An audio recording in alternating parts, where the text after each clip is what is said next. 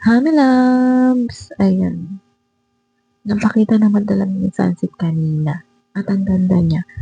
Nag-shine, parang alam mo yung bloody sunset, parang gano'n siya.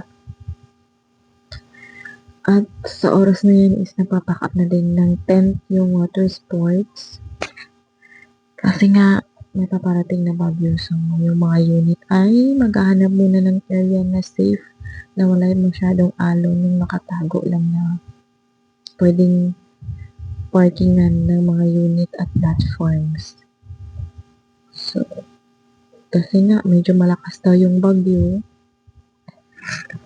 mga ano daw, 1 week, almost 1 week daw muna na walang operation yung water sports. Yun yung update sa amin. So, November 1, nakapag-duty naman.